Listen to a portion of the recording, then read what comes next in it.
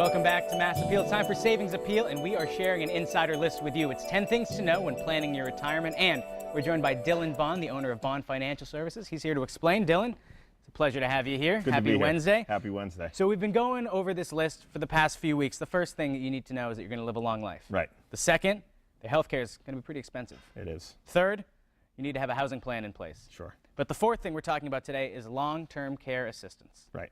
So it's really important to have a plan for that in place because, let's be honest, when you get older, you might not be able to live in the house you thought you could. Yeah, I mean, it kind of plays off of rule number one. You're going to live a long life, and people that live a longer life are more inclined to need some type of healthcare assistance as they get older and start to lose their activities of daily living. So really what we do when we're working with somebody that's at or near retirement, usually we start around 50 years old or older, is we'll not only talk about planning their income, planning their cash, where they're going to be able to get their cash from when they need to go on vacation, so on and so forth, but we're also going to talk about what if you do end up with a medical situation later in life, how can we make some strategies and plans now to offset the cost of that down the road, because it is a big concern that a lot of people overlook. Yeah, and a lot of people think that they're going to live forever. They're going to live in the house that they're currently in until the day that they die. But a lot of people go to assisted living and they say those costs are almost $40,000 a year. Yeah, I mean, assisted living is about $40,000 a year.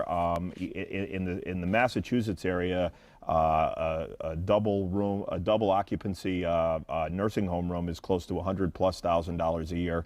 So again, if the average stay in a nursing home is about a year or longer, and you're talking about $100,000 a year, it could cost a lot of money. And in order to qualify for Medicaid, you need to spend down all of your assets first before Medicaid will cover any expenses. I think that's another misconception that myself, up until just about now, and a lot of other people have. It's that, oh, you know, when I get old, Social Security will take care of it. Medicare, right. Medicaid will take care of it. Yeah, no, Medicaid is a program for people that can't afford to cover their own care.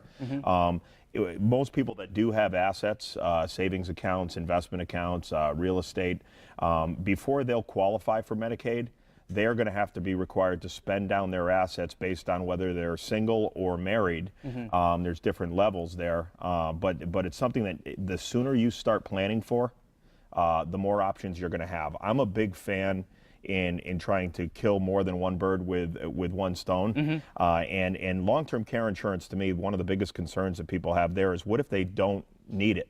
What if they die of a heart attack or get hit by a bus? Yeah. Then all of that premium goes nowhere. But there are now different types of accounts that also leverage long-term care and incorporate other components of the retirement planning strategy that you're looking for. And that's why people have to either go to one of your seminars or sit down with you. It's, you know, no cost. It's the first time, it's always exploratory, but there are so many things that you need to think of. Yeah, I mean, we do a seminar basically on a weekly basis called the 7 Fundamental Ways to Not Outlive Your Money. The next couple of weeks we're going to be in Hamden, Massachusetts at La Cucina de Hamden House. It's the former Hamden House. The best thing to do is call George at my office. He's a friendly guy, by the way. He's a friendly guy. If you have any Red Sox questions as well, he's very good at that. He has all the availability. There's limited seating and they fill up quick. But I do know that next week and the week after we do have some time available, or some spots available, that people can attend those. Or if you want to just come and meet with me one-on-one at my office, you're more than welcome to call and do that as well. And we're getting a look at your office right now. You're obviously a very busy guy doing all that writing, but when you meet with people for the first time, it's doing exactly that. It's a pen, it's a paper, and it's them across the desk. Yeah, the commitment I try to make to everybody is no more than a pen, a pad, and a calculator, and it's a get-to-know-you meeting. Let me figure out what you're doing. Let's talk a little bit about what you see going forward, and if I can help you identify some things that maybe you've overlooked or haven't thought of, we can continue to talk from there. It's so important that people take control of their finances, because they can get away from you. So, you know, in summary, let's start going down the list, because the list is included in this book that sometimes you hand out to people, but it's important that we go over it now. So the first thing is you're going to live a long life. You're going to live a long life. Healthcare is expensive, and so is housing. And I think really that's what it comes down to. It's that you don't realize how many things that you need to have and how much actual money you need to accrue, because it can bite you. You know, retirement planning is a lot more than getting the best rate of return you can. There's so many different components that you need to consider, and every single decision that you make will affect something else.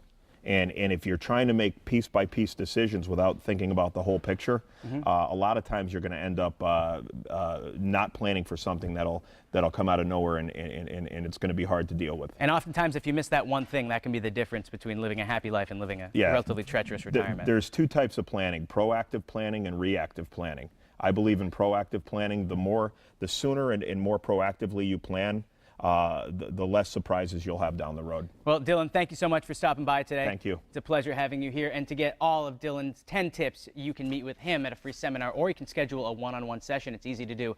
Find out how to secure your financial future by checking out bondfinancialservices.net or giving Dylan or George a call, 413-754-4747. Coming up next.